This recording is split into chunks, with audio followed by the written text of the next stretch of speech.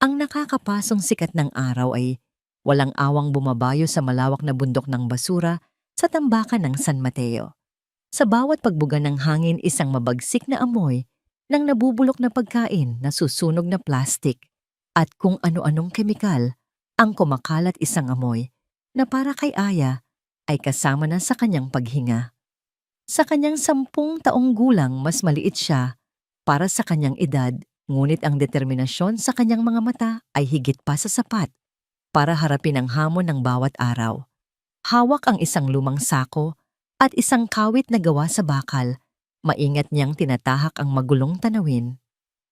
Bawat yapak niya ay isang kalkuladong galaw upang iwasan ang mga bubog na nakakalat na parang mga bitag, at ang mga kalawangin na yero na anumang oras ay maaring sumugat sa kanyang mga luma at manipis na tsinelas.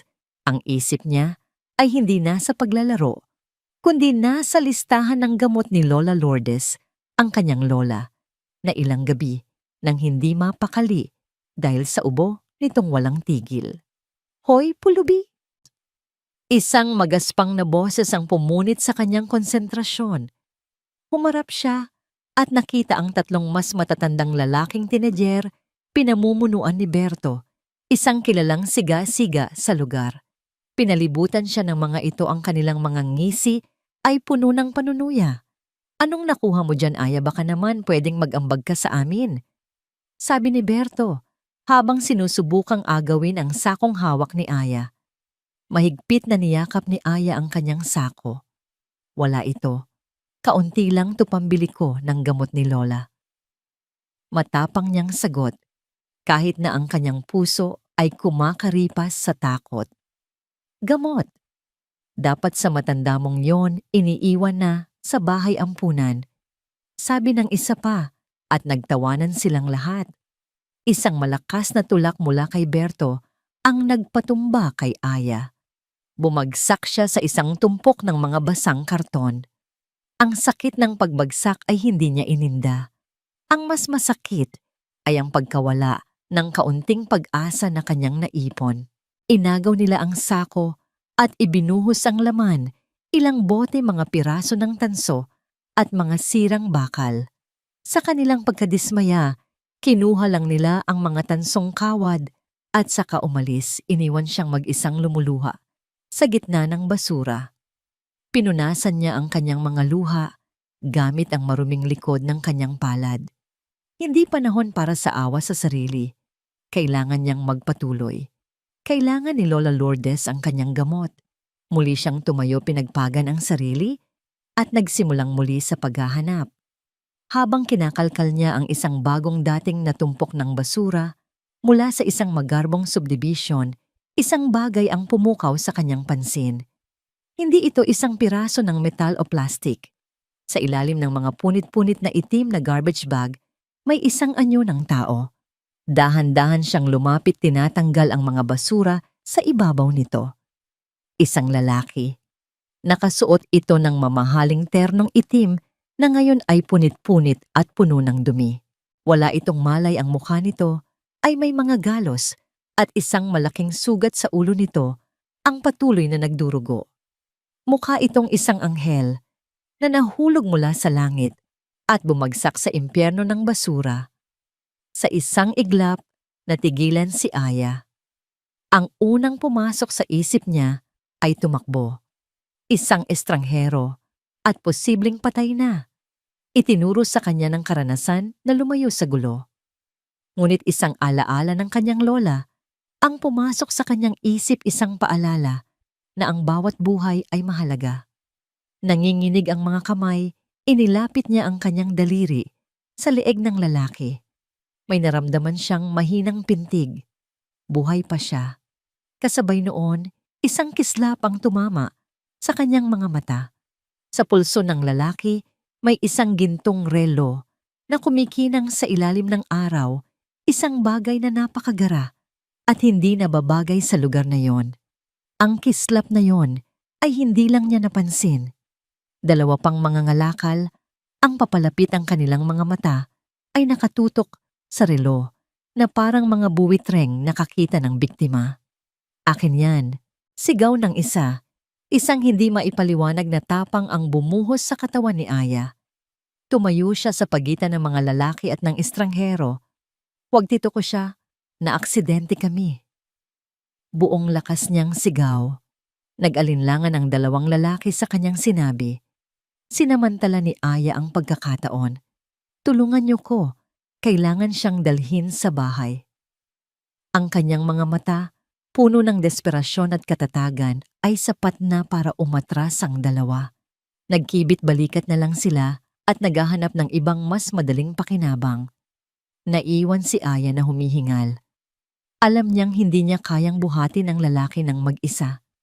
Lumingalinga siya at nakita niya si Mang Cardo, isang matandang mangangariton na kilala sa kanyang kabaitan. Tumakbo siya palapit dito. Mang Cardo, tulong po, yung tito ko po walang malay. Pakiusap niya itinuturo ang lalaki. Nagatubili si Mang Cardo nang makita ang sitwasyon, ngunit ang pagmamakaawa sa mga mata ng bata ay umantig sa kanyang puso. Sige, isakay natin sa kariton ko, sabi niya. Sa pinagsamang lakas nila, nagawa nilang isakay ang mabigat na katawan ng lalaki sa kariton. Nagsimula ang kanilang mabagal na paglalakbay palabas ng tambakan patungo sa masikip na mga eskinita ng Barangay Tadhana. Bawat taong nakakasalubong nila ay napapatingin ang kanilang mga mata ay puno ng pag-uusisa at pagtataka. Hindi ito pinansin ni Aya. Ang tanging mahalaga ay ang mailigtas ang buhay ng lalaking ito. Pagdating nila sa kanilang munting barong-barong na gawa sa yero at mga tira-tirang kahoy, maingat nilang ibinaba ang lalaki. Inilatag nila ito sa nag-iisang lumang sofa sa kanilang maliit na sala.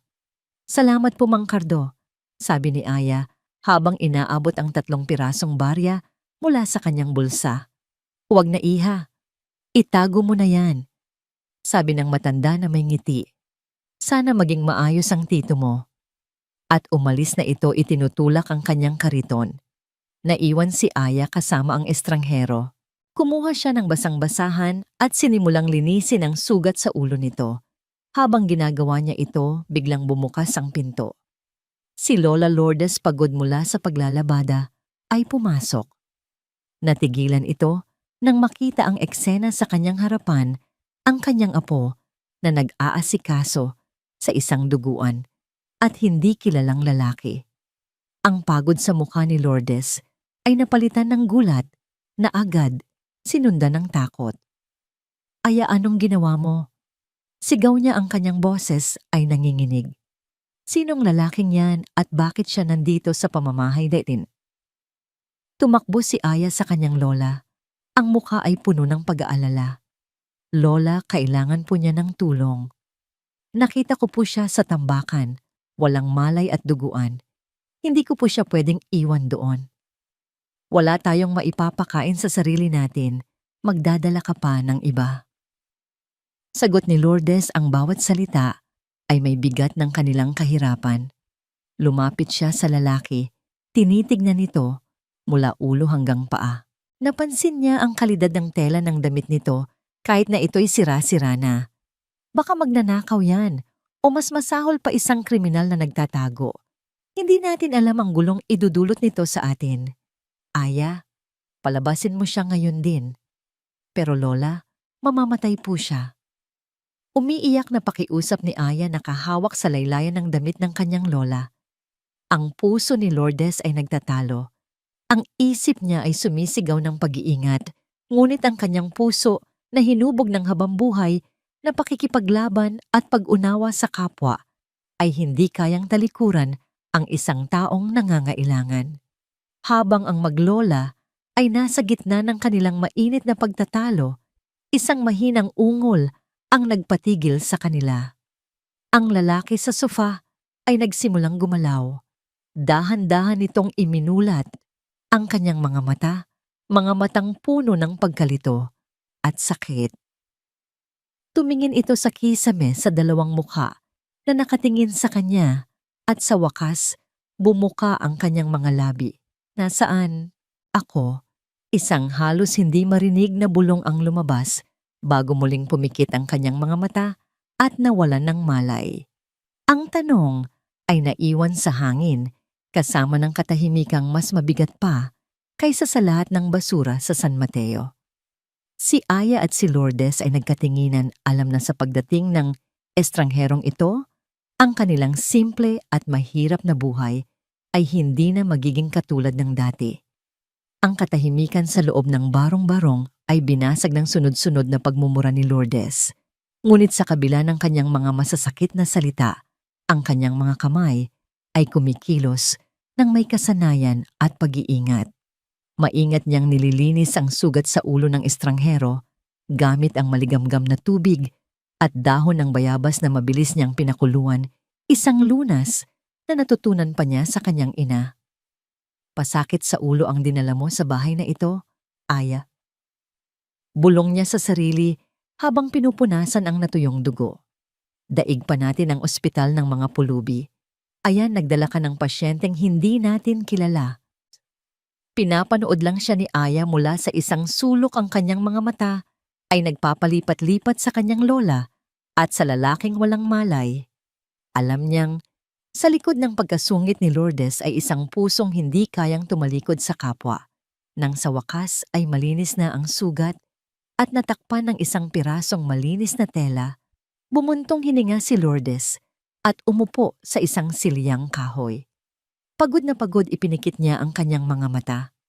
Sa sandaling iyon ang katahimikan ay muling pinutol, hindi ng salita, kundi ng isang mahinang paggalaw. Sabay silang napatingin ni Aya sa sofa. Dahan-dahan iminulat ng lalaki ang kanyang mga mata. Sa pagkakataong ito, nanatili itong bukas. Naglakbay ang kanyang paningin mula sa kalawanging yero na nagsisilbing bubong sa mga dingding na gawa sa pinagtagpi-tagping kahoy hanggang sa dalawang mukhang nakatitig sa kanya. Puno ng pagkalito ang kanyang ekspresyon na parabang napadpad siya sa isang ibang planeta. Sino kayo? Tanong niya, ang kanyang boses ay tuyo at magaspang. Sinubukan niyang bumangon ngunit isang matinding sakit sa kanyang ulo ang pumigil sa kanya. Napahawak siya sa kanyang sentido at naramdaman ang benda. Huwag ka munang gumalaw, sabi ni Lourdes. Ang kanyang boses ay mas mahinahon na ngayon. Ako si Lourdes at ito ang apo ko, si Aya. Nakita ka niya sa tambakan. Tambakan. Ulit ng lalaki ang salita, ay banyaga sa kanyang pandinig. Paano ako napunta doon? Tumingin siya sa kanyang mga kamay, malinis at walang kalyo, ngunit ngayon ay puno ng galos at dumi. Tumingin siya sa kanyang suot na mamahaling pantalon na ngayon ay punit at marumi. Walang anumang pamilyar sa kanya. Sino ako? Ang tanong ay nagpabigat sa hangin. Nagkatinginan si Aya at Lourdes. Ang sitwasyon ay mas komplikado pa sa kanilang inaakala. Hindi mo naaalala? Mahinang tanong ni Aya. Umiling ang lalaki, ang kanyang mga mata ay napuno ng takot. Wala. Blanko ang lahat. Ang kanyang tingin ay napadpad sa kanyang pulso kung saan naroon pa rin ang gintong relo. Itinaas niya ito. Ang bigat at lamig ng metal ay nagbigay sa kanya ng kakaibang pakiramdam. Maingat niyang pinunasan ang salamin nito gamit ang kanyang hinlalaki. Sa likod ng relo, may maliit na nakaukit na mga salita, halos hindi na mabasa dahil sa dumi. Kinuskos niya ito hanggang sa luminaw. Para sa aking John walang hanggan, M. John, bulong niya. Inulit niya ang pangalan. John. May kaunting kislap ng pagkilala sa kanyang isipan, isang mahinang tugon mula sa kailaliman ng kanyang nawawalang alaala. Ako yata si John. Iyon ang una at tanging piraso ng kanyang pagkatao na mahahawakan niya. Mabuti naman at may pangalan ka na, sabi ni Lourdes na may bahid ng sarkasmo, ngunit may kaluwagan din sa kanyang tono.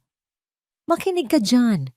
Pwede kang manatili dito hanggang sa lumakas ka, pero kailangan mong tumulong. Walang palamunin sa bahay na ito. Kinabukasan sinubukan ni John na tuparin ang kanyang pangako. Ang unang gawain mag-igib ng tubig mula sa poso sa dulo ng eskinita. Kinuha niya ang 2 timba, ngunit sa kanyang pagtataka, ang bigat ng mga ito nang mapuno ay halos magpatumba sa kanya. Ang kanyang mga braso na sanay sa pagpirma ng mga dokumento at hindi sa pagbubuhat ay agad nangalay. Habang hirap na hirap siyang naglalakad, pabalik na tatapon ang kalahati ng tubig. Pinagtinginan siya ng mga kapitbahay, ang ilan ay nagbubulungan, ang iba ay natatawa. Si Aya sa halip na pagtawanan siya, ay lumapit at tinulungan siyang buhati ng 1 timba. "Ganito kasi yan, Tito John," sabi niya nang may ngiti. "Ibalanse mo. Huwag mong biglain, dahan-dahan lang." Sa tulong ni Aya natutunan ni John ang tamang paraan. Sa kabila ng namumulang mga palad at nananakit na likod, isang kakaibang kasiyahan ang kanyang naramdaman nang mailapag niya ang 2 timba ng tubig sa loob ng bahay. Iyon ang unang pagkakataon sa hindi niya matandaang panahon na may nagawa siyang isang bagay na kapaki-pakinabang gamit ang kanyang sariling mga kamay. Ngunit ang kanilang tahimik na pag-aayos ay hindi nagtagal. Isang umaga, habang tinuturuan ni Aya si John kung paano magbungkal ng lupa sa kanilang maliit na gulayan, sa likod bahay isang matinis na boses ang kanilang narinig. "Lourdes Mare, nandyan ka ba?" Si Aling Socorro, ang kapitbahay nilang may pinakamahabang dila sa buong barangay Tadhana, ay pumasok sa kanilang bakuran nang walang paalam. Ang kanyang mga mata ay parang radar agad na natunton si John na nakaupo sa lupa at mukhang katawa-tawa habang sinusubukang bunutin ang mga damo. "Aba, at sino itong gwapong hardinero mo?" Mari, tanong ni Aling Socorro. Ang kanyang mga mata ay sinusuri si John mula ulo hanggang paa. Agad na lumabas si Lourdes mula sa kusina, pinupunasan ng kanyang mga kamay sa duster. Isang pilit na ngiti ang isinukli niya. "Ah, Socorro, ikaw pala. Siya si John, pinsang buo ko mula sa probinsya. Kakadating lang kahapon. Maghahanap ng trabaho dito sa Maynila." Isang kasinungalingang mabilis niyang binuo. "Talaga ba?" sabi ni Aling Socorro, hindi kumbinsido. Lumapit siya kay John. "Mukha kang hindi sanay sa araw, iho, at ang kutis mo parang hindi nabibilad.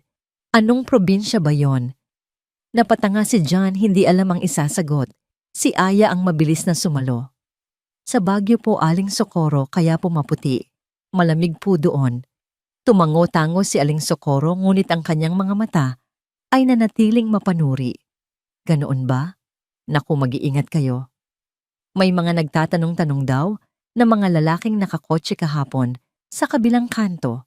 May hinahanap daw na lalaking nawawala. Mayaman daw." Isang malamig na kaba ang gumapang sa dibdib ni John nang marinig iyon. Si Lourdes naman ay biglang nanigas. "Ganoon ba? Sige, salamat sa balita, Socorro. Marami pa kaming gagawin." Halata na sa tono ni Lourdes ang pagtataboy. Nakuha naman ni Aling Socorro ang mensahe. Nagpaalam ito, ngunit habang papalabas, isang huling sulyap na puno ng hinala ang ibinigay niya sa kanila. Nang makaalis na siya, hinarap ni Lourdes si John. "Narinig mo yon. Kailangan mong mag-ingat. Huwag kang lalabas-labas ng bahay kung hindi kailangan." Ang araw na yon ay natapos ng may bigat sa dibdib. Gabi na, at si John ay nakahiga sa sofa. Ang kanyang katawan ay pagod sa pisikal na gawain, ngunit ang kanyang isip ay hindi mapakali. Pinilit niyang alalahanin ang nakaraan, ngunit isang pader na blangko pa rin ang sumasalubong sa kanya. Habang nakapikit, dinalaw siya ng isang panaginip. Nasa loob siya ng isang opisina na may mga dingding na salamin tanaw, ang mga ilaw ng syudad. May isang lalaki at isang babae. Ang kanilang mga mukha ay malabo, ngunit ang kanilang mga boses ay malinaw. Nagtatalo sila. Sigawan. Puno ng galit. Inabutan siya ng babae ng isang kopita ng alak. Tinanggap niya ito. At habang iniinom niya, naramdaman niya ang isang mapait na lasa. Isang lasang hindi niya malilimutan. Nagising si John na humihingal ang pawis ay tumatagaktak sa kanyang noo. Napabangon siya, ang kanyang puso ay malakas na kumakabog. Hindi niya maalala ang mga mukha, ngunit ang pakiramdam ng pagtataksil ay malinaw na malinaw, nakaukit sa kanyang kaluluwa na parang isang sariwang sugat. Tumingin siya sa dilim ng maliit na bahay at sa unang pagkakataon, naramdaman niyang hindi lang siya nawawala. May isang taong sinadyang iligaw siya. Naku Mare, hindi ka maniniwala sa ibabalita ko. Ang boses ni Aling Socorro ay tila isang sirena na biglang umalingaw-ngaw sa tahimik na umaga ng barangay Tadhana.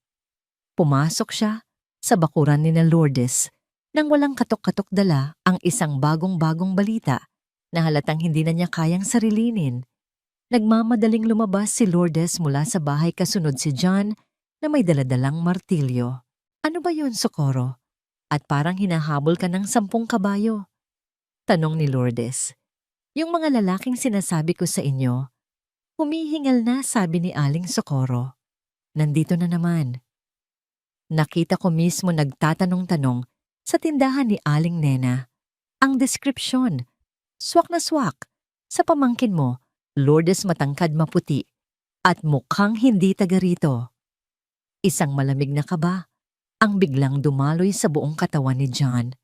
Automatiko niyang naitago ang sarili sa likod ng pintuan ng kanyang mga mata ay nagbabantay sa anumang posibleng panganib. Ang takot na nararamdaman niya ay hindi basta-basta. Ito'y isang malalim at likas na reaksyon na para bang ang kanyang katawan ay naaalala ang panganib na kinalimutan ng kanyang isipan. Kalma ka lang, sabi ni Lourdes kay John bago hinarap si Aling Socorro na may peking ngiti. Naku Socorro, baka naman nagkakamali ka lang. Marami namang ganyang itsura. Sige na, at may kukumpunihin pa kami rito. Kahit na halatang tinataboy na nagtagal pa si Aling Socorro para magbigay ng mga hindi hinihinging payo bago tuluyang umalis. Nang mawala na siya, ang katahimikan na naiwan ay mas mabigat pa kaysa sa kanyang ingay. Mula noon, ang kanilang buhay ay nagbago. Naging isang bilangguan ang munting barong-barong para kay John. Ang bawat pagdaan ng sasakyan sa malayo, ang bawat tahol ng aso, ay nagdudulot sa kanya ng biglaang pag-igting. Ngunit sa halip na magmukmok, ibinuhos niya ang kanyang lakas sa pag-ayos ng kanilang tahanan. Naging proyekto niya ang pagiging isang tunay na lalaki sa bahay. Kinumpuni niya ang butas-butas na bubong. Sa una, bawat pukpok niya ng martilyo ay sumasablay, minsan ay nadadali pa ang sarili niyang daliri. Ngunit sa tulong ng mga turo ni Aya na matiyagang nag-aabot sa kanya ng mga pako na tutunan din niya, ang bawat tapal na yero ay isang maliit na tagumpay laban sa ulan at sa kanyang sariling kawalan ng kakayahan. Inalagaan niya ang maliit na gulayan. Ang dating malambot niyang mga kamay ay nagkaroon na ng mga kalyo. Isang hapon, habang nagdidilig sila ni Aya ng mga tanim na kamatis na nagsisimula nang mamula, hindi niya maiwasang mapangiti. Mas gusto ko na yata ang mga kalyong ito kaysa sa dati kong buhay na hindi ko maalala. Sabi niya kay Aya, pamilya na po tayo. Diba, Tito John? Inosenteng tanong ng bata habang nakatingala sa kanya. Isang mainit na damdamin ang bumalot sa puso ni John. Tumango siya. O Aya, pamilya na tayo. Ang kanilang pagsasama ay naging isang tahimik na ritual. Sa gabi, habang nagtatahi si Lourdes ng mga punit na damit, tahimik lang na nakaupo si John, pinapanood sila. Nakikita niya ang pagmamahal na hindi nangangailangan ng salita sa paraan ng paghahanda ni Aya ng kape para sa kanyang lola, sa paraan ng pagsuklay ni Lourdes sa buhok ng kanyang apo bago matulog. Ito ang yaman na hindi niya kailanman nakilala.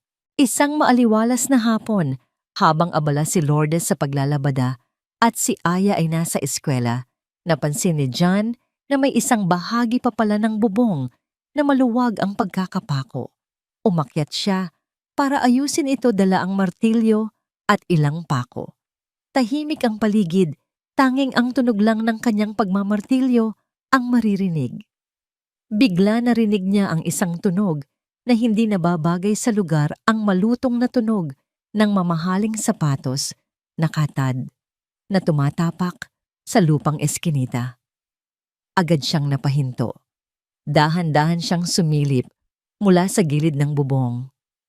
Dalawang lalaking naka-Amerikana ang dahan-dahang naglalakad, ang kanilang mga mata ay tila sinusuri ang bawat bahay. Ang kanilang mga mukha ay seryoso at walang emosyon. Kinilabutan si John. Sila na marahil ang tinutukoy ni Aling Socorro. Walang pag-aalinlangan idinapa niya ang kanyang katawan sa nag-iinit na yero, pinipigilan ang kanyang paghinga. Ang bawat tibok ng kanyang puso ay isang malakas na dagundong sa kanyang dibdib. Sa kanyang pagmamadali, aksidente niyang nasagi ang isang pako. Gumulong ito sa yero, lumilikha ng isang maliit, ngunit malinaw na tunog. Natigilan ang dalawang lalaki. Tumingin sila ng diretso sa direksyon ng bahay. Naramdaman ni John na huminto ang pag-ikot ng mundo. Ito na ang katapusan niya. Sakto namang paglabas ni Aya mula sa eskwela. Nakita niya ang dalawang lalaki na nakatayo malapit sa kanilang tarangkahan. Nakita niya ang takot sa kanilang mga mukha. At nang tumingala siya, nakita niya ang isang piraso ng damit ni John na nakausli sa gilid ng bubong. Sa isang iglap, naunawaan niya ang lahat. Hindi siya nataranta. Hindi siya sumigaw. Sa halip sa gitna ng nakakabinging katahimikan, nagsimula siyang kumanta. Bahay kubo, kahit munti. Ang kanyang boses, kahit medyo sintonado ay buo at malakas. Puno ng inosenteng saya. Naglakad siya papasok ng kanilang bakuran habang patuloy sa pagkanta. Ang halaman doon ay sari-sari. Napatingin ang dalawang lalaki sa kanya. Isang bata lang. Isang batang masayang kumakanta.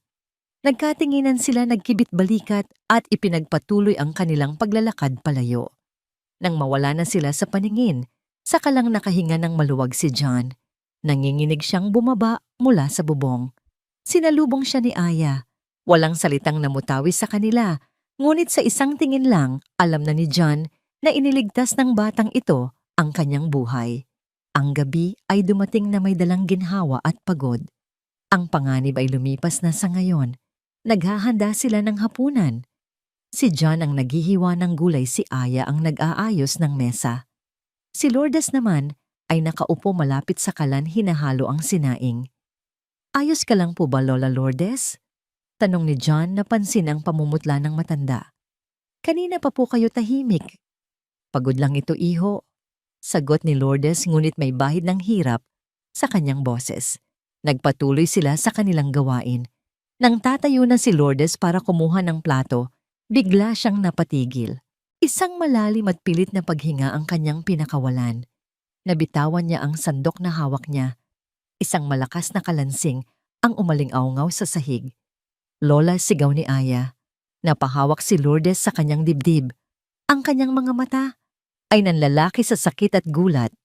Bago pa man makalapit si John, isang malakas na kalabog ang umalingaw-ngaw nang bumagsak ang kanyang katawan sa sahig na semento. Tumakbo sina John at Aya papalapit sa kanya. Nakahandusay siya, hindi gumagalaw, at ang kanyang paghinga ay mahina at hirap na hirap. Ang takot na naramdaman ni John sa bubong kanina ay walang-wala kumpara sa purong sindak na gumagapos sa kanya ngayon. Ang sandaling pag-aalinlangan ay mabilis na nilamon ng purong sindak. Walang oras para mag-isip, walang oras para sa takot. Isang primal na instinkto ang umangkin sa buong pagkatao ni John. Aya, kumuha ka ng basahan, bilis. Sigaw niya, ang kanyang boses ay nag-iba, naging matatag at puno ng awtoridad. Mabilis na kumilos ang bata, habang si John ay maingat ngunit mabilis na binuhat ang walang malay na katawan ni Lourdes. Isang daing ang kumawala sa kanyang mga labi nang maramdaman ang bigat nito, ngunit higit pa roon ang bigat ng responsibilidad. Ito ang babaeng nagligtas sa kanya, at ngayon, siya naman ang kailangang magligtas dito. Tulong. Tulungan niyo kami. Sigaw niya habang patakbong lumalabas sa kanilang munting bahay. Ang mga kapitbahay na naalarma sa sigawan ay nagsilabasan mula sa kanilang mga tahanan. Ang kanilang mga mukha ay puno ng pagtataka at awa. May iilang sumubok na tumulong, ngunit wala silang magawa. Dalhin na yan sa ospital, Sigaw ng isang lalaki. Patuloy na tumakbo si John habang si Aya ay humahagulgol sa kanyang likuran. Hawak-hawak ang laylayan ng damit ng kanyang lola. "Lola, gumising po kayo, Lola." Parang walang katapusan ang makipot na eskinita. Sa wakas narating nila ang pangunahing kalsada. Nagpupumigla si John na paraanin ang mga sasakyan ng kanyang mga sigaw ay halos malunod sa ingay ng trapiko. Sa wakas isang taxi na may mabuting loob na driver ang huminto. Sakay na bilis. Ang biyahe patungo sa pampublikong ospital ay isang malabong pagkakasunod-sunod ng mga ilaw busina at walang humpay na pagdarasal ni Aya. Hinawakan ni John ang malamig na kamay ni Lourdes. "Laban, Lourdes. Huwag mo kaming iiwan." Bulong niya. Pagdating sa emergency room, isang magulong eksena ang sumalubong sa kanila. Agad na isinakay si Lourdes sa isang stretcher at ipinasok sa isang silid na may mga kurtinang puti. Iniwan sina John at Aya sa malamig at impersonal na waiting area. Naupo si Aya sa isang upuang plastik. Ang kanyang maliliit na balikat ay nanginginig sa pag-iyak. Umupo si John sa tabi niya at niyakap siya. Sa sandaling iyon, hindi siya ang estrangherong nawawala, kundi isang ama na pinoprotektahan ang kanyang anak sa gitna ng isang bagyo. Isang oras ang lumipas na parang isang taon. Sa wakas, isang doktor na may pagod na mukha ang lumabas. "Pamilya po ba kayo ni Ging Lourdes?" "Kami na po." Mabilis na sagot ni John. "Kamusta na po siya, Dok?" Huminga ng malalim ang doktor. Stable na siya sa ngayon, pero malubha ang lagay niya. Nagkaroon siya ng matinding atake sa puso. May mga ugat na barado at kailangan niya ng agarang operasyon. Isang angioplasty. Isang pansamantalang ginhawa ang naramdaman ni John. "Gawin niyo po ang lahat, Doc. Kahit ano." Nag-atubili ang doktor. Ginoo, ang problema ay may kamahalan ng operasyon at ang mga gamot pagkatapos nito, hindi po lahat ay sakop ng gobyerno. Ang salitang kamahalan ay tumama kay John na parang isang malakas na suntok. Tumingin siya sa kanyang maruruming damit, sa kanyang mga kamay na may kalyo. Tumingin siya kay Aya na nakatingala sa kanya, ang mga mata ay puno ng pag-asa at takot. Wala silang pera, wala silang kahit ano, ngunit meron pala. Ang kanyang tingin ay bumaba sa kanyang pulso, ang gintong relo, ang tanging koneksyon niya sa kanyang nakaraan, ang tanging piraso ng kanyang dating pagkatao. Walang pag-aalinlangan, walang pangalawang pag-iisip. "Magkano po, Dok?" tanong niya. Ang kanyang boses ay kalmado at desidido. Nang sabihin ng doktor, ang halaga isang halagang katumbas ng ilang taong kita para sa isang mangangalakal ng basura, tumangulang si John. "Babalik po ako. Ihanda niyo na po ang lahat ng kailangan. Babayaran ko." Binalingan niya si Aya. "Dito ka lang. Bantayan mo ang lola mo para sa akin. Babalik ako agad." Hinalikan niya ito sa noo at mabilis na lumabas ng ospital. Gabi na, ngunit ang mga lansangan ng Maynila ay hindi natutulog. Nagtanong-tanong siya hanggang sa may magturo sa kanya ng isang maliit na sanglaan na bukas pa. Ang lugar ay may rehas sa bintana at isang matabang lalaki sa likod ng salamin ang sumalubong sa kanya na may mapanuring tingin. "Ano yan?" tanong ng lalaki, tinitignan ng itsura ni John. Maingat na inilapag ni John ang relo sa maliit na metal na tray. "Isasangla ko." Nang makita ng lalaki ang relo, ang panunuya sa kanyang mga mata ay napalitan ng interes. Kinuha niya ito, sinuri gamit ang isang maliit na lente. Tumagal ang kanyang pagsusuri. "Saan mo nakuha to?" tanong niya, puno ng hinala. "Pamana sa akin yan. Emergency lang talaga." Sagot ni John, pinipilit na maging kalmado. "Kailangan ko ng pera ngayon na." Nagbigay ng mababang halaga ang lalaki. Ngunit isang bagay mula sa dating buhay ni John, ang husay sa negosasyon, ang biglang lumabas. Nakipagtawaran siya ng may kumpiyansa at luhika na ikinagulat maging ng kanyang sarili. Sa huli nakakuha siya ng isang disenteng halaga, sapat para sa operasyon at sobra pa para sa mga gamot. Ang pera, isang makapal na bungkos ng mga papel de bangko, ay kakaiba sa kanyang palad. Ibinenta niya ang kanyang nakaraan para bilhin ang hinaharap ni Lourdes. Bumalik siya sa ospital na parang isang sundalong nagtagumpay sa isang misyon. Inabot niya ang pera sa cashier at ilang sandali lang inihahanda na si Lourdes para sa operasyon. Ang mga sumunod na oras ay isang mahabang paghihintay. Umupo sila ni Aya sa isang sulok ng waiting area. Para maibsan ang takot ng bata, ikinuwento niya ang kanyang mga pira-pirasong panaginip. Ang opisina ang sigawan, ang mapait na alak.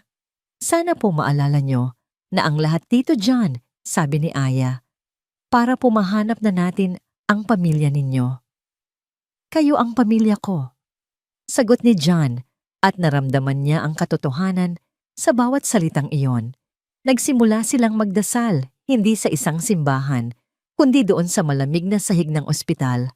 Ang kanilang mga tinig ay mga bulong na puno ng pananampalataya. Madaling araw na nang lumabas ang siruhano, tinanggal ang kanyang face mask. Isang ngiti ang nasa kanyang mga labi. Tagumpay ang operasyon. Malakas ang lola ninyo. Isang malakas na iyak ng ginhawa ang kumawala kay Aya. Tumalon siya at niyakap si John ng mahigpit. Niyakap niya ito, pabalik pinipigilan ang sariling luha. Sa wakas, tapos na ang paghihirap. Habang nakatayo sila roon, isang nurse ang dumaan, nag-iwan ng isang amoy, isang pinaghalong amoy ng matapang na pabango at alkohol. Ang kombinasyong iyon, ang amoy na yon, isang bagay sa kanyang utak ang biglang nag-click. Isang pinto na matagal nang nakasara, ang biglang bumukas ng malakas. Ang mga pira-pirasong imahe sa kanyang panaginip ay biglang naging isang buo at malinaw na pelikula. Nakita niya ang mukha ng babae si Michelle, ang kanyang asawa na may ngiti sa labi habang inaabot sa kanya ang kopita. Para makapag-relax ka, mahal. Nakita niya ang mukha ng lalaki si Richard, ang kanyang matalik na kaibigan at business partner na umaakbay sa kanya. Cheers to us, partner! Naramdaman niya muli ang mapait na lasa ang biglaang pagkahilo. Naramdaman niya ang dalawang pares ng kamay na humihila sa kanya palabas ng isang magarang kotse. Nakita niya ang madilim na bangin. Nakita niya ang mga ilaw mula sa tambakan sa ibaba. At ang huli niyang nakita, bago siya itulak, ay ang walang emosyong mukha ni Richard. Isang malakas na pagyanig ang dumaan sa kanyang buong katawan. Napabitaw siya kay Aya. Napatitig siya sa kawalan ang kanyang mga mata ay nanlalaki hindi sa mga nangyayari sa ospital, kundi sa malagim na pelikulang biglang umikot ng buong buo at walang putol sa kanyang isipan. Ang pagtataksil. Hindi ito aksidente. Hindi ito isang simpleng pagnanakaw na nauwi sa sakitan.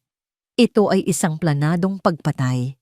Isang tangkang pagbura sa kanya mula sa mundo na isinagawa ng dalawang taong pinagkatiwalaan niya ng buong buhay niya ang kanyang asawa at ang kanyang pinakamatalik na kaibigan.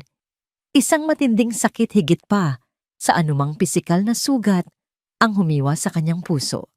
Sinundan ito ng isang nag-aapoy na galit, isang galit na napakatindi at napakalamig na tila kaya nitong sunugin ang buong ospital. Ang blangkong pader sa kanyang isipan ay gumuho at sa likod nito ay naroon ang lahat, ang kanyang pangalan, ang kanyang yaman, ang kanyang kapangyarihan, at higit sa lahat ang kanyang anak na si Mia. Napahawak siya sa pader para suportahan ang sarili. Ang kanyang paghinga ay mabigat at mabilis. Naramdaman niya ang kamay ni Aya sa kanyang braso. Tito John, ayos lang po kayo. Nag-aalalang tanong ng bata. Dahan-dahang lumingon si John sa kanya. Ang pagkalito sa kanyang mga mata ay wala na. Ang takot ay naglaho na. Ang pumalit dito ay isang bagay na mas matigas pa sa bakal, isang bagay na nakakatakot sa intensidad nito. Hindi na siya si John ang nawawalang estranghero sa tambakan. Siya si John Romero, ang nagtatag ng Romero Prime Holdings. at naaalala na niya ang lahat. Naalala ko na, sabi niya, ang kanyang boses ay kalmado, ngunit may nakatagong bagsik, isang boses na sanay mag-utos at magpasunod.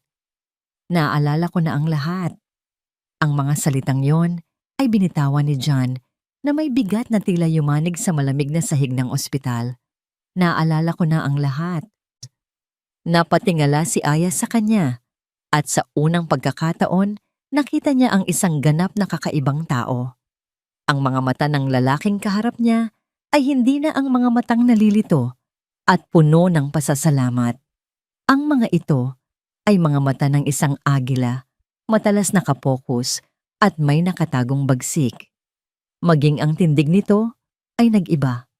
Ang dating bahagyang pagkakayukod dahil sa kawalan ng kumpiyansa ay napalitan ng isang tuwid at dominanteng postura. Ang estrangherong tinawag niyang Tito John ay biglang naglaho. Sino? Sino po kayo talaga? Nanginginig na tanong ni Aya. Lumuhod si John sa harap niya para magpantay ang kanilang mga mata. Sa kabila ng apoy ng galit na nag-aalab sa kanyang kalooban, isang malambot na tingin ang ibinigay niya sa bata. Ako pa rin ito, Aya. Pero may pangalan na ako. Ang pangalan ko ay John Romero. At ang mga taong gumawa nito sa akin, sisingilin ko sila. Ang kanyang boses ay puno ng determinasyon na nagpadala ng kilabot sa buong katawan ni Aya. Habang nagpapagaling si Lourdes sa recovery room, si John Romero naman ay nagsimulang kumilos. Hindi na siya ang taong naghihintay lang ng mangyayari. Siya na ngayon ang gumagawa ng mga hakbang. Gamit ang ilang baryang natira sa kanyang bulsa, pumunta siya sa payphone ng ospital. May isang numero siyang hindi malilimutan, isang numerong nakatatak sa kanyang isipan na parang bakal na pinaso. Ang numero ng kanyang pinakaunang abogado, isang matandang lalaki na matagal na niyang hindi nakakausap dahil itinabi ito ni na Richard. Nagring ito ng ilang beses bago may sumagot na inaantok na boses. Hello! Attorney Francisco, si John Romero ito. Isang sandaling katahimikan, narinig ni John ang isang malakas na pag-ubo mula sa kabilang linya. Diyos ko, Mr. Romero, buhay ka. Akala ng lahat. Akala namin ay patay ka na. Buhay na buhay, Frank. At kailangan ko ng tulong mo. Isang tulong na kailangan manatiling sikreto. Mariing sabi ni John. Nagbigay siya ng malinaw at eksaktong mga utos.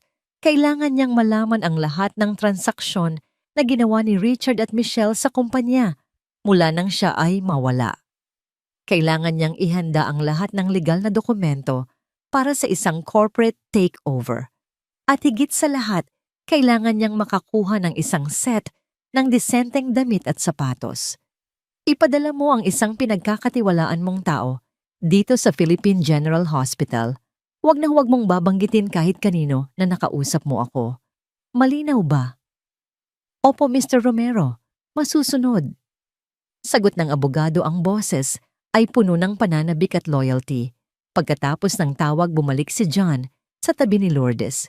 Gising na ito, bagamat mahina pa. Ngumiti ito nang makita siya. Iho, salamat.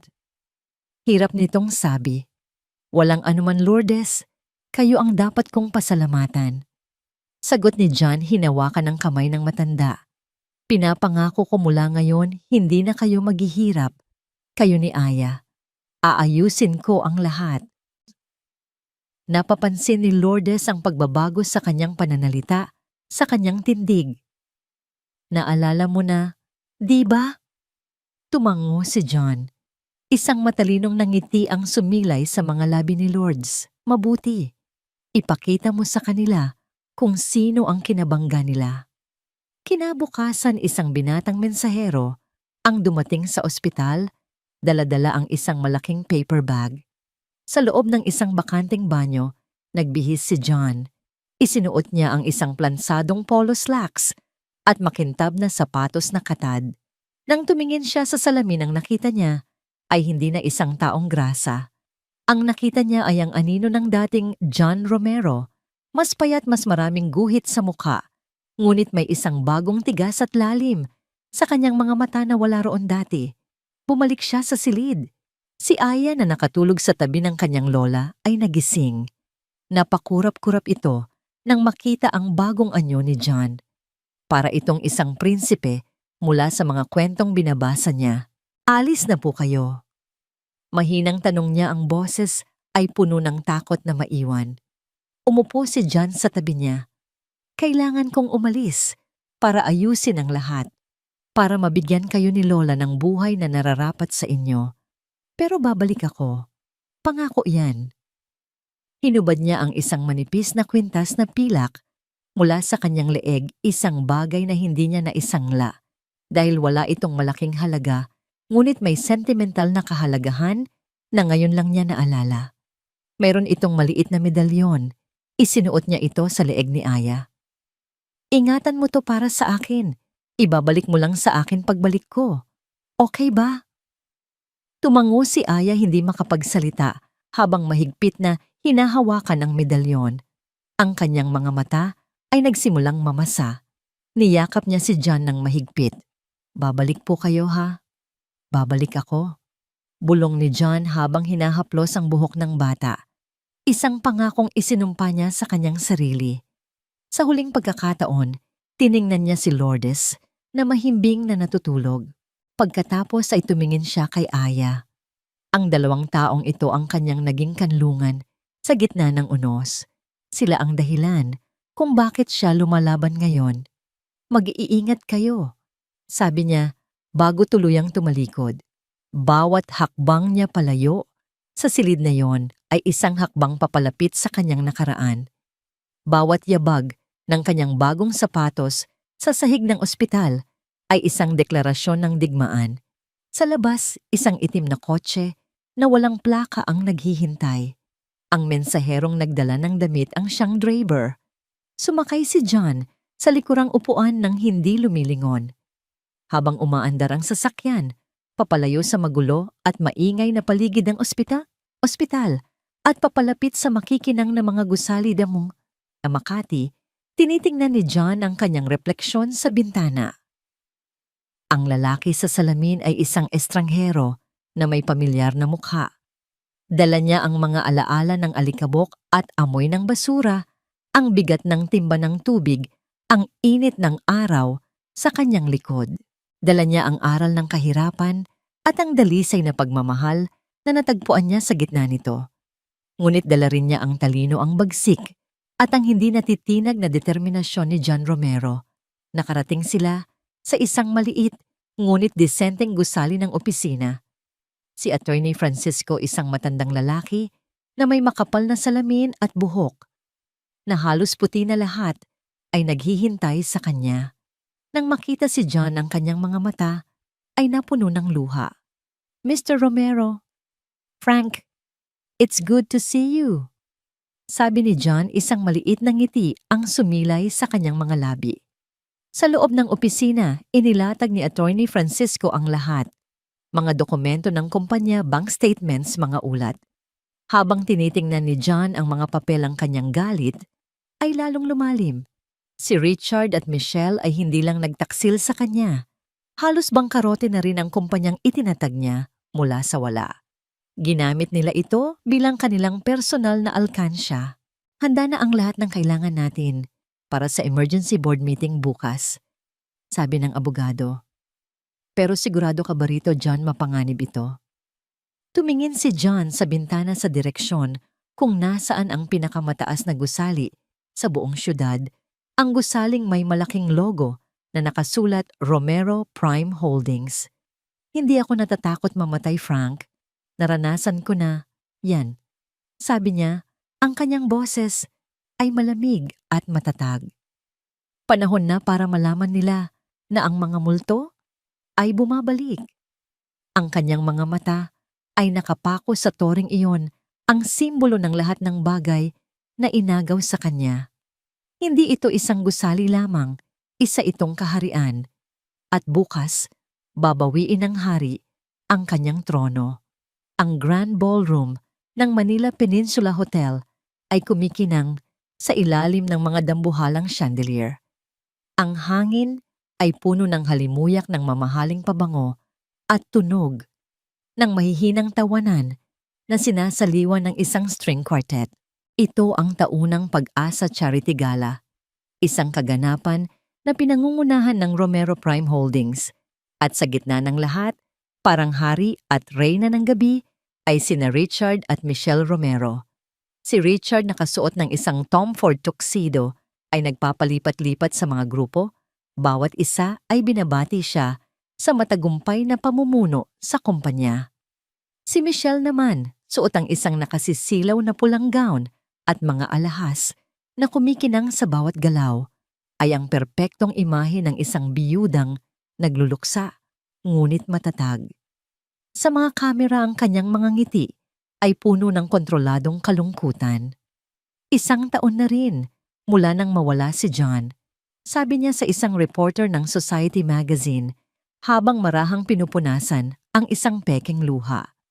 Pero alam kong masaya siya kung nasaan man siya ngayon, lalo na't ipinagpapatuloy namin ni Richard ang kanyang legacy. Sa entablado nagsimulang magsalita si Richard, ang kanyang boses ay umaalingaw-ngaw sa buong ballroom. Isang karangalan na ipagpatuloy ang nasimula ng aking kaibigan, ang aking kapatid na si John Romero. Ang kanyang pagkawala ay isang dagok sa ating lahat, ngunit ang kanyang diwa ay nananatili sa bawat proyekto ng kumpanyang ito.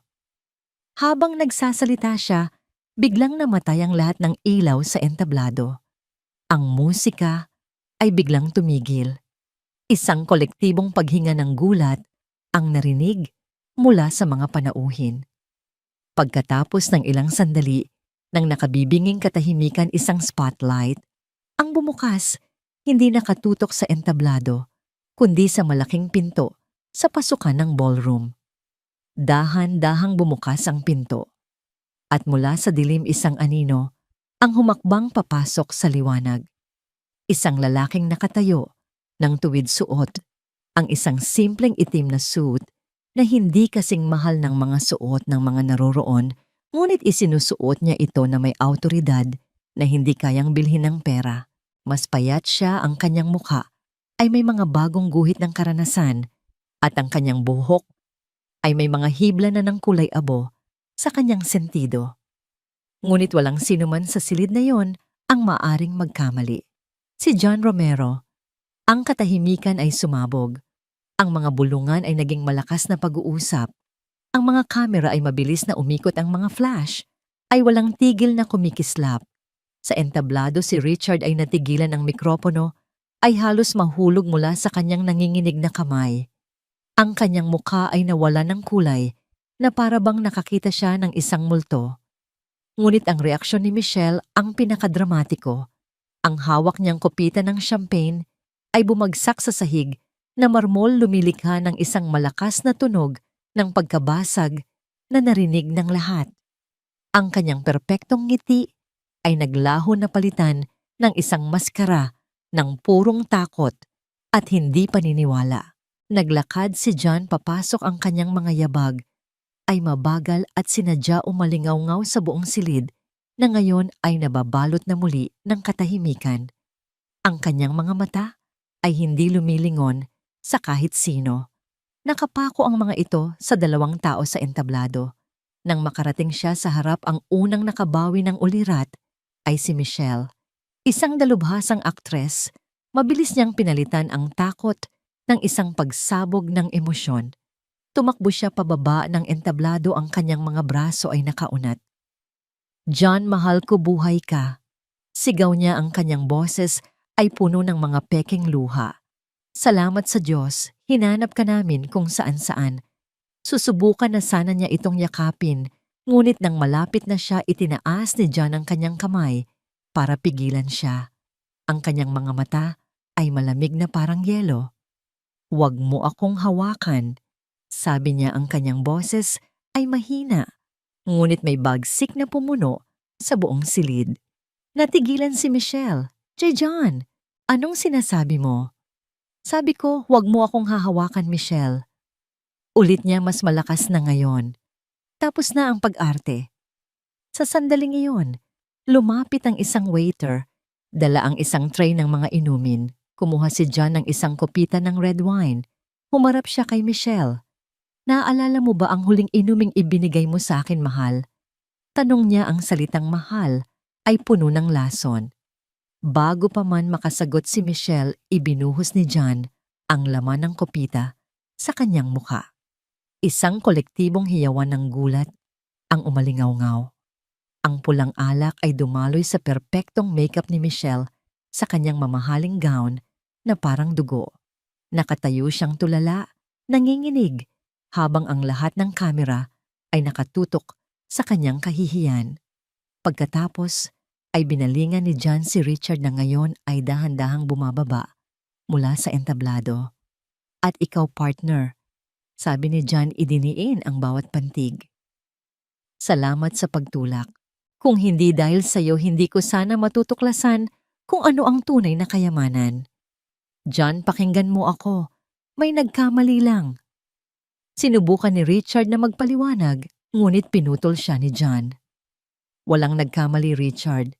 Ang lahat ay perpekto sa plano ninyo, sabi ni John. Kumuha siya ng mikropono mula sa isang miyembro ng banda. Isang anunsyo lang para sa lahat. Sabi niya, ang kanyang boses ay umalingaw-ngaw ngayon sa sound system. Ang charity gala na ito ay tapos na, pero ang party ko ngayon palang magsisimula. Sa hudyat na yon, bumukas muli ang mga pinto ng ballroom. Ngunit sa pagkakataong ito, hindi mga panauhin ang pumasok, kundi isang grupo ng mga pulis, kasama si Attorney Francisco na may dalang isang folder ng mga dokumento. Nagsimula ang kaguluhan. Richard Sandoval, sabi ng isang opisyal, inaaresto ka namin para sa kasong attempted murder at corporate fraud. Sinubukan ni Richard na tumakbo, ngunit mabilis siyang napalibutan. Ipinosas siya habang siya ay sumisigaw ng mga pagbabanta at pagtanggi. Si Michelle naman ay napaluhod na lang sa sahig humahagulgol, hindi dahil sa pagsisisi, kundi dahil sa pagbagsak ng kanyang mundo. Kinuha ni John ang atensyon ng lahat. Lahat ng ari-arian ng Romero Prime Holdings ay naka-freeze na. Lahat ng board members na kasabwat sa pandarayang ito ay mananagot. Ang kumpanyang ito ay babalik sa nararapat nitong may-ari. Ang kanyang mga salita ay pinal at hindi mapasusubalian. Habang hinihila ng mga pulis si Richard palabas, dumaan ito sa harap ni John. Mabubulok ka sa impyerno, Romero, sigaw niya. Tinitigan lang siya ni John ng walang emosyon. Nauna ka na sa akin doon, Richard. Matagal na. Ang mga flash ng kamera ay patuloy na kumikislap. Ang gabi ng tagumpay ni na Richard at Michelle ay naging kanilang pinakamalaking bangungot, isinasaimpapawid sa buong bansa. Sa gitna ng kaguluhan, nilapitan ni Attorney Francisco si John. Nasa labas na po ang sasakyan, Mr. Romero. Ngunit hindi gumalaw si John. Tumingin siya sa paligid sa mga naguguluhang mukha ng mga mayayaman, sa nagkalat na pagkain at nabasag na kopita. Tumingin siya kay Michelle na ngayon ay tinutulungan ng makatayo ng kanyang mga dating kaibigan na ngayon ay lumalayo na. Walang kasiyahan sa kanyang mga mata, tanging isang malamig na katuparan ng hustisya. Hindi niya tiningnan si Michelle. Isang tanong lang ang lumabas sa kanyang mga labi. Isang tanong na mas mahalaga pa kaysa sa kumpanya, sa pera at sa paghihiganti. Nasaan ang anak ko? Ang mansyon ng mga Romero sa Forbes Park ay tila isang malaking monumentong gawa sa marmol at salamin, malamig, malawak at tahimik. Para kay John, pagpasok niya muli sa loob nito, pagkatapos ng mahigit 1 taon, ang pakiramdam ay hindi tulad ng pag-uwi. Pakiramdam niya ay pumasok siya sa isang magarang museo ng isang buhay na hindi na niya pag-aari. Si Michelle ay pansamantalang pinauwi ng mga pulis habang isinasagawa ang investigasyon. Natagpuan siya ni John sa sala, nakaupo sa dilim. Ang mamahaling gown ay napalitan na ng isang simpleng bestida. Ang kanyang mukha ay blanko, walang bakas ng pag-arte o emosyon. Talunan. Hindi siya pinansin ni John. Isang tanong lang ang paulit-ulit na nasa isip niya. Nasaan si Mia? Nasa kwarto niya. Mahinang sagot ni Michelle, ang boses ay pagod at walang buhay. John, Pakiusap, huwag mo siyang idamay dito. Hindi mo na kailangang sabihin yan sa akin. Malamig na tugon ni John bago siya tumalikod at nagsimulang umakyat sa malawak na hagdanan. Bawat hakbang niya ay mabigat. Ang huling alaala niya ng kanyang anak ay isang masayang teenager na nagpaalam para pumasok sa eskwela. Ngayon, haharapin niya ang isang dalagang hinulma ng mga kasinungalingan sa loob ng 1 taon. Tumigil siya sa harap ng isang puting pinto. Kumatok siya ng dahan-dahan. "Go away. I don't want to talk to you, Mom." Isang iritabling boses ang sumagot mula sa loob. Huminga ng malalim si John at pinihit ang seradura. Dahan-dahan niyang binuksan ang pinto. Ang silid ay malaki at puno ng mga mamahaling gamit. Sa gitna nito, nakaupo sa kama ang isang dalaga, 16 na taong gulang, suot ang mga headphone at nakatutok sa kanyang laptop. Nang mag-angat siya ng tingin ng inis sa kanyang muka, ay biglang napalitan ng ganap na pagkabigla. Tinanggal niya ang kanyang mga headphone. "Dad," bulong niya ang salita, ay tila hirap lumabas sa kanyang mga labi. "Mia," sabi ni John, ang kanyang boses ay naging malambot. Tumayo si Mia, ang kanyang mga mata ay puno ng pagkalito at pag-aalinlangan. "Pipaano? Patay ka na," sabi nila.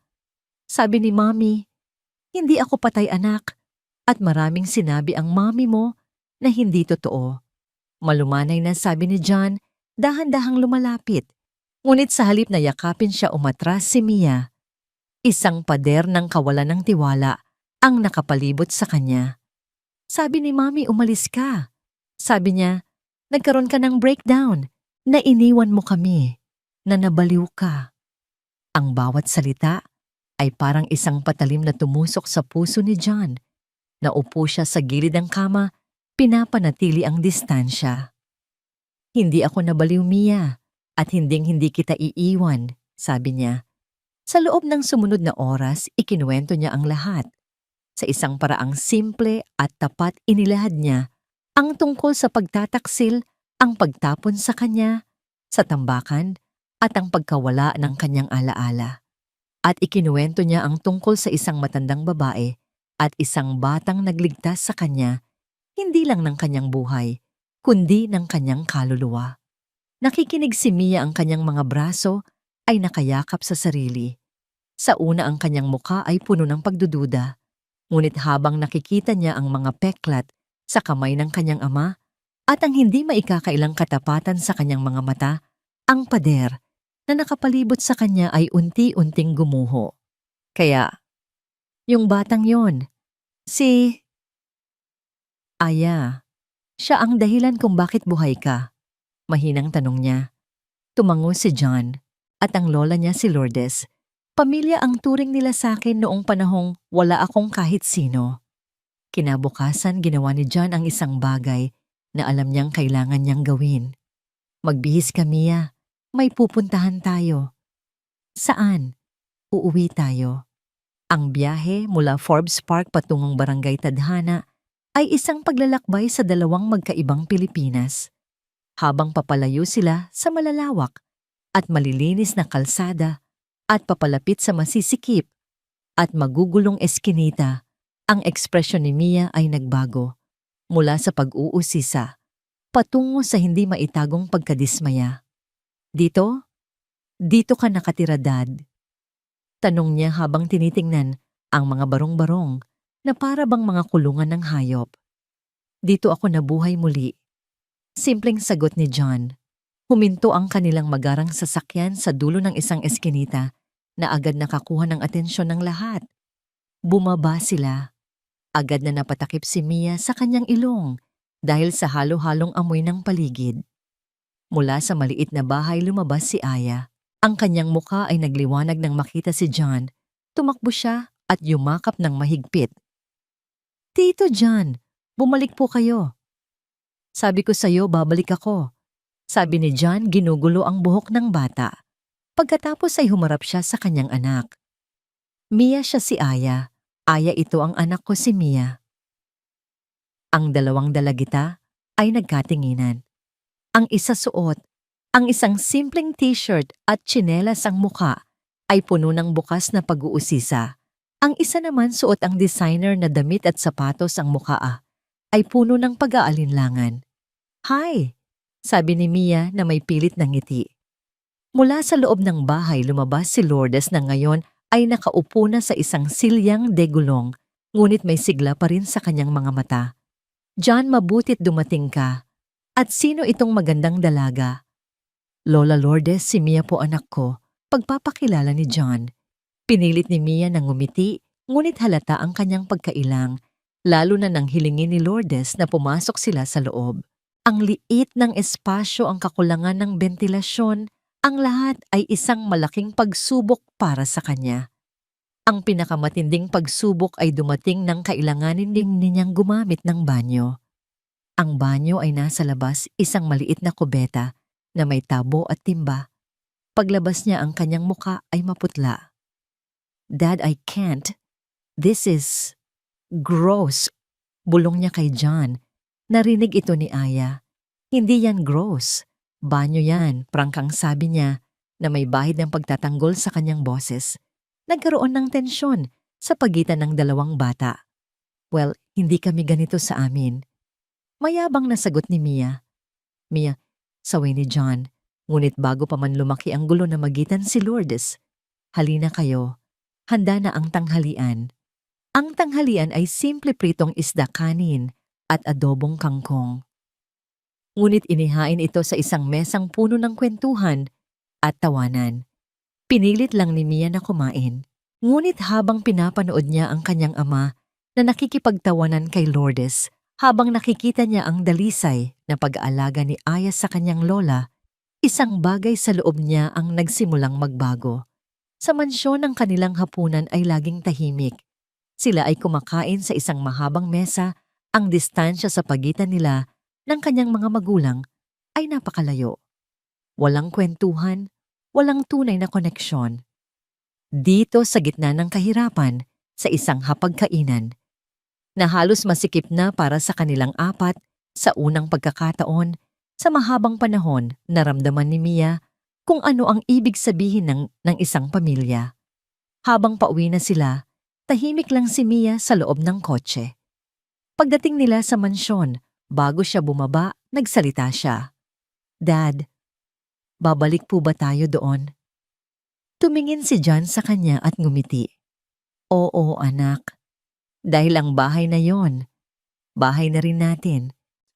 At sa mga salitang yon, naramdaman ni Mia na ang dalawang mundo na sa simula ay tila magkabilang dulo ng universo ay nagsisimula nang magtagpo sa isang lugar sa gitna sa puso ng kanyang ama.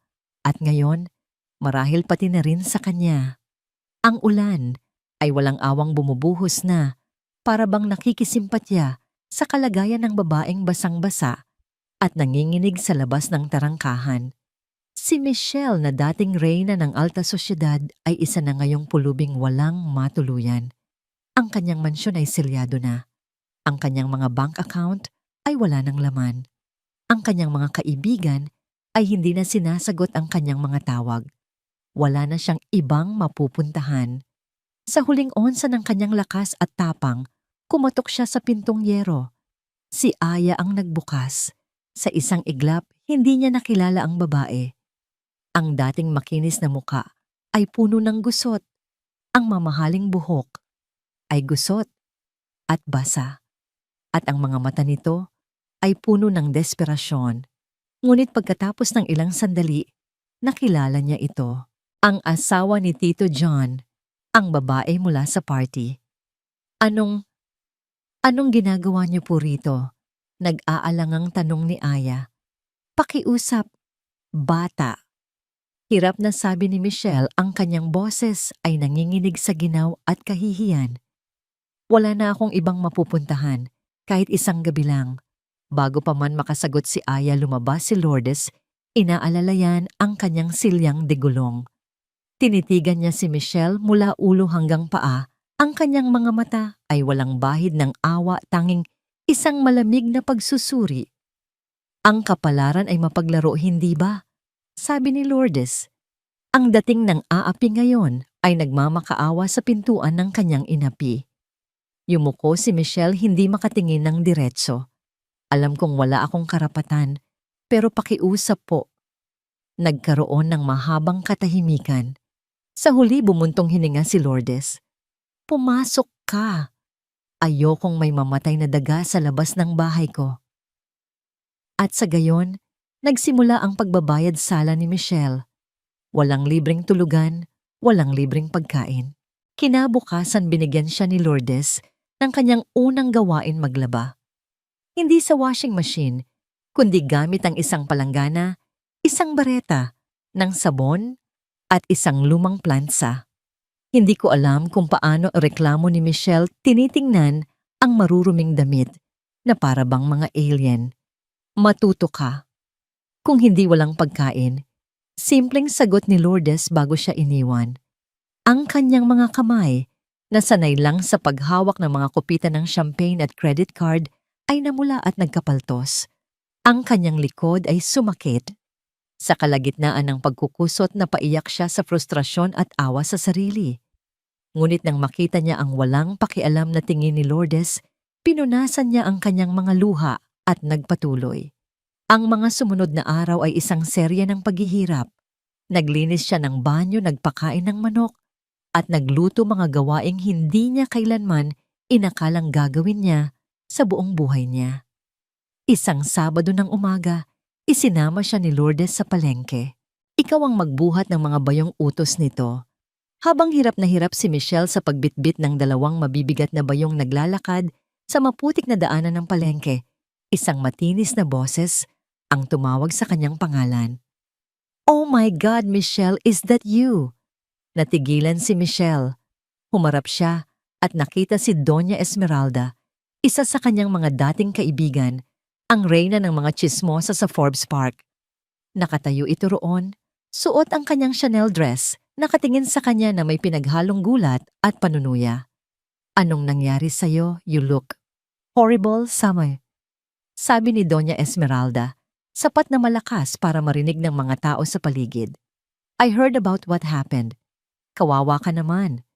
From riches to rags, anong ginagawa mo rito na mamalimos?" Ang mga salita ay parang mga sampal. Ang mga tao sa paligid ay nagsimulang magbulungan at tumingin. Gustong lamunin ng lupa si Michelle sa kahihiyan. Nagsimulang mamuo ang mga luha sa kanyang mga mata. Nang akala niya ay sasabog na siya sa kahihiyan, isang boses ang pumagitna. "May problema ba dito, Esmeralda?" Si Lourdes na nakaupo sa kanyang silyang de gulong ay lumapit. Tumingala siya kay Doña Esmeralda, ang kanyang mga mata. Bagamat pagod ay may talim na kayang humiwa. "At sino ka namang matanda ka?" Maarteng tanong ni Doña Esmeralda. "Ako si Lourdes, at itong babaeng tinatawag mong kawawa ay kasama ko." Mariing sabi ni Lourdes. Hindi siya namamalimos. Nagtatrabaho siya. Isang bagay na marahil ay hindi mo pa nararanasan sa buong buhay mo. Natigilan si Doña Esmeralda. Mas kagalang-galang pa ang amoy ng putik sa kanyang mga paa kaysa sa amoy ng pera mo na galing sa masama. Patuloy ni Lourdes, ang kanyang boses ay lumalakas, nakakakuha ng atensyon ng mas maraming tao. "Kaya kung wala kang magandang sasabihin, umalis ka na sa harapan namin bago ko pa ipabuhos sa iyo ang lahat ng paninda naming bagoong." Ang mga tindera at mamimili sa paligid ay nagsimulang magtawanan at maghiyawan bilang suporta. Namula sa galit at kahihiyan si Doña Esmeralda. Walang masabi, mabilis siyang tumalikod at naglakad palayo habang sinisigawan ng mga tao. Nang mawala na ito, binalingan ni Lourdes si Michelle na nakatayo pa ring tulala. Ang mga luha ay tuluyan ng dumaloy sa kanyang mga pisngi. "Ano pang tinutunganga mo dyan? Buhatin mo na yang mga bayong at baka malubog pa tayo sa putik." "Masungit na," sabi ni Lourdes. Ngunit sa likod ng kasungitan may narinig si Michelle na wala roon dati. Proteksyon. Sumunod siya kay Lourdes, naglalakad sa likod ng silyang de gulong. Ang mga luha ay patuloy pa ring dumadaloy, ngunit hindi na ito mga luha ng awa sa sarili. Sa unang pagkakataon, sa mahabang panahon umiyak siya dahil sa isang damdaming halos kinalimutan na niya. Pasasalamat. Habang naglalakad sila, dumaan sila sa isang nagtitinda ng salamin. Nakita ni Michelle ang kanyang refleksyon. Isang babaeng pagod marumi at walang alahas. Ngunit sa likod ng lahat ng iyon, may nakita siyang isang bagay na bago. Isang kislap ng pag-asa. Isang posibilidad na marahil sa gitna ng lahat ng kanyang pagkakamali, may pagkakataon pa siyang magbago. Ang mga taon ay dumaan na parang mga pahina sa isang kalendaryong hinihipan ng hangin. Ang maliit na barong-barong sa barangay Tadhana ay hindi na isang barong-barong. Sa tulong ni John at sa disenyo ni Mia ito ay naging isang maliit, ngunit matibay na bahay na semento na may sapat na silid para sa kanilang lahat.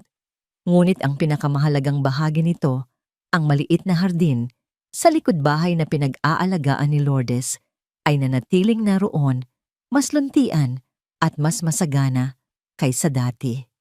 Si Aya ay hindi na ang munting batang nangangalakal ng basura. Isa na siyang dalaga na sa huling taon na ng pag-aaral ng medisina sa isang prestihiyosong universidad. Ang kanyang talino at dedikasyon ay hinangaan ng kanyang mga propesor, ngunit ang kanyang puso ay nanatili sa komunidad kung saan siya lumaki. Bawat weekend umuuwi siya para magbigay ng libreng konsultasyon sa kanilang mga kapitbahay. Dala-dala ang kanyang mga libro at stethoscope. Si Mia naman ay nagtapos bilang isang arkitekto. Sa halip na magdisenyo ng mga kondominium para sa mayayaman, ang kanyang advokasya ay ang paglikha ng mga disenteng pabahay para sa mga mahihirap. Nagtatrabaho siya sa ilalim ng bagong tatag na foundation ng Romero Prime Holdings, isang dibisyon na ipinagkatiwala sa kanya ng kanyang ama. At si Michelle, sa paglipas ng panahon, ay natagpuan ang kanyang sariling landas. Gamit ang kanyang likas na galing sa pag-organisa at pakikipag-usap, nagtayo siya ng isang maliit ngunit matagumpay na events planning business na nag-aalok ng serbisyo para sa mga binyag, kaarawan at kasal sa kanilang komunidad. Natutunan niyang ang kasiyahan sa paglikha ng isang magandang debut para sa isang dalagita na may limitadong budget ay higit pa sa kasiyahang dulot ng pag-oorganisa ng isang magarbong charity gala. Si John, na may mga puting buhok na ngayon, ay semi-retired na. Ipinasa na niya ang karamihan sa operasyon ng kumpanya kay Mia. Ang kanyang mga araw ay ginugugol niya sa pagitan ng pagbisita sa mga proyekto ng foundation at pag-upo sa tabi ni Lourdes sa hardin, nagbabasa ng dyaryo o simpleng nagkukwentuhan. Ngunit ang panahon na mapagbigay sa tagumpay at pagbabago ay maramot sa kalusugan. Ang dating bakal na si Lourdes ay unti-unti nang humihina.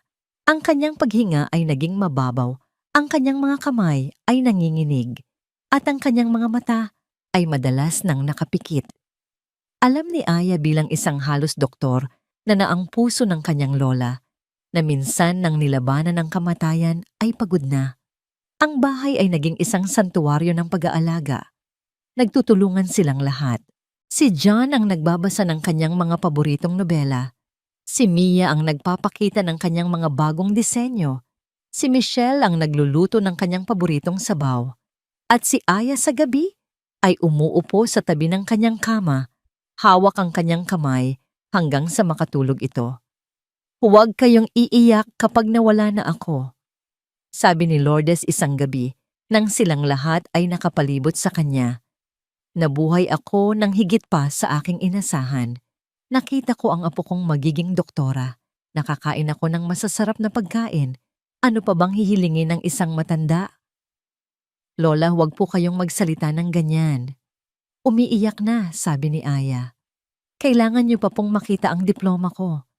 Isang mahinang ngiti ang sumilay sa mga labi ni Lourdes. "Makikita ko yan na po, mula sa pinakamagandang upuan sa langit." Dumating ang araw ng pagtatapos ni Aya. Laban sa payo ng mga doktor, iginiit ni Lourdes na dumalo. Nag-arkila si John ng isang ambulansya at isang private nurse para masigurong komportable ito.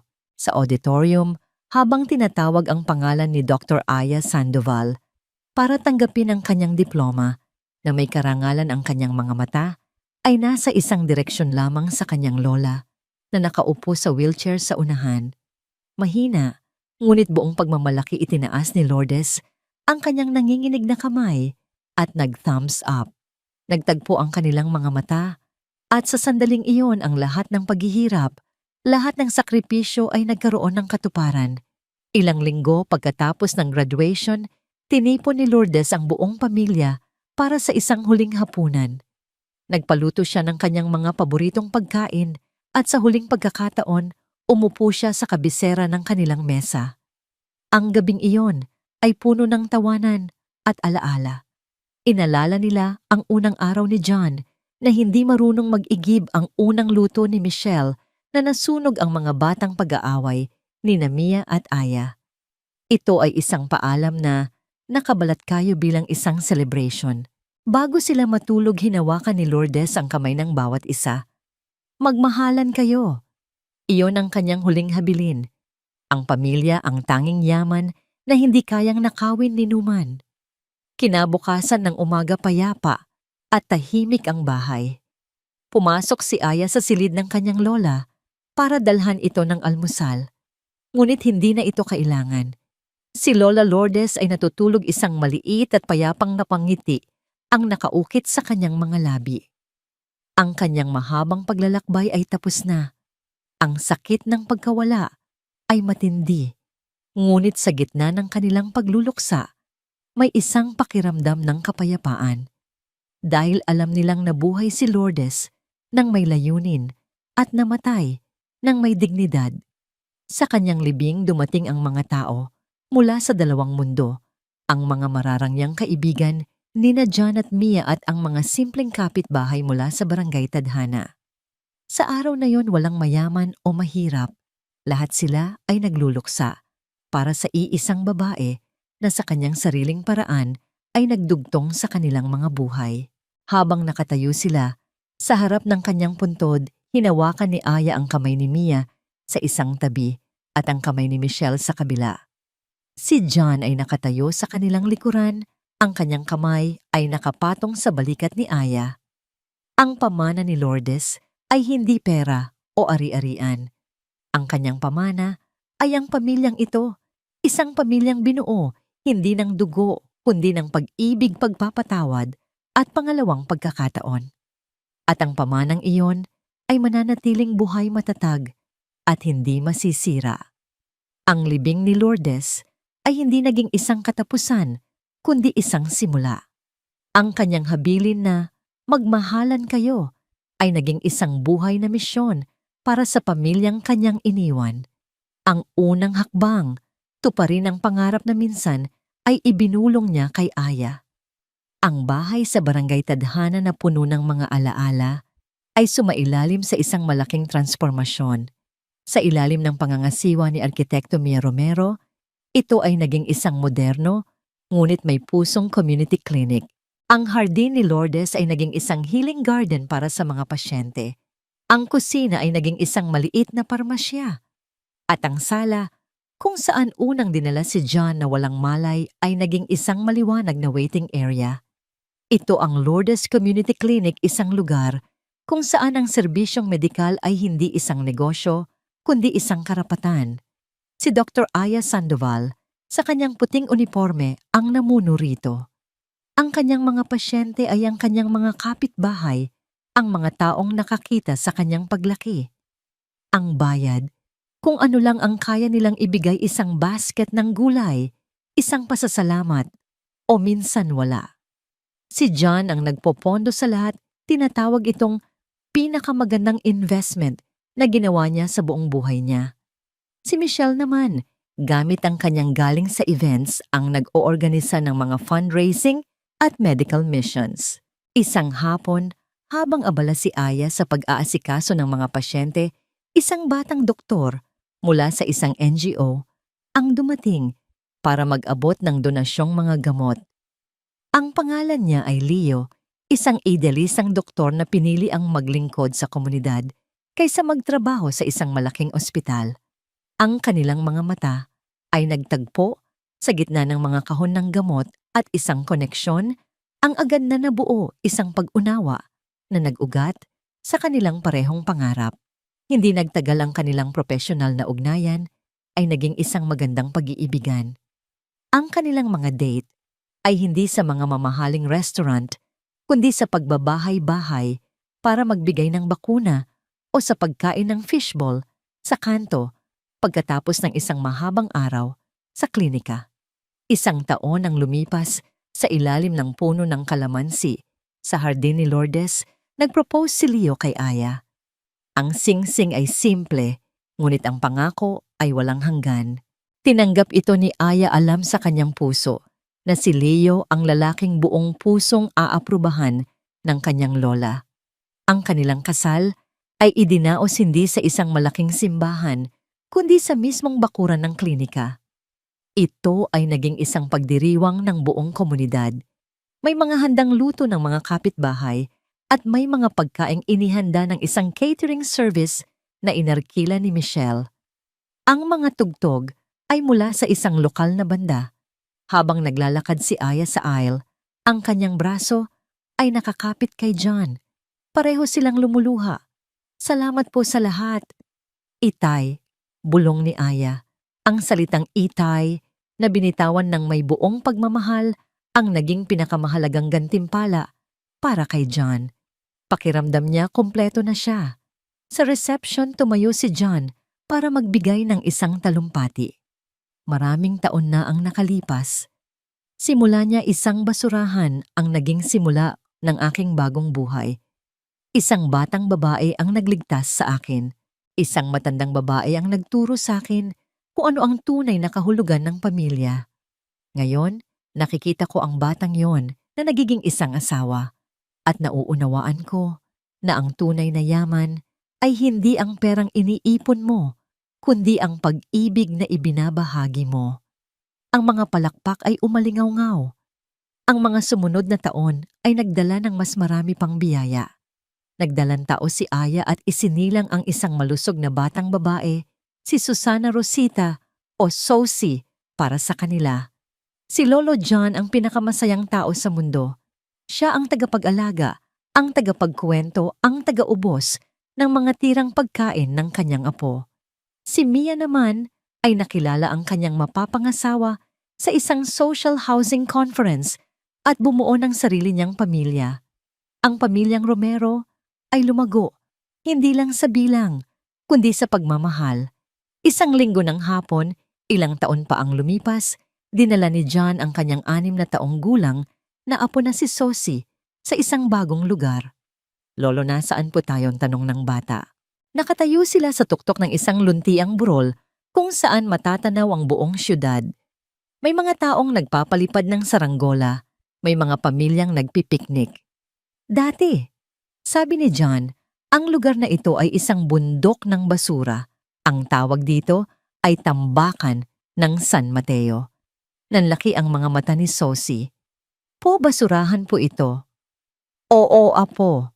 At dito, sabi ni John habang nakaturo sa isang partikular na lugar na ngayon ay tinutubuan na ng mga bulaklak, dito mismo ako natagpuan ng lola Aya mo.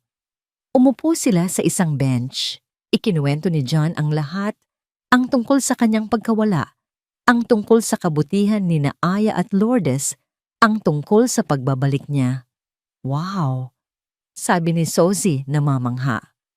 Ang swerte niyo po, Lolo. Ngumiti si John habang pinapanood ang paglubog ng araw.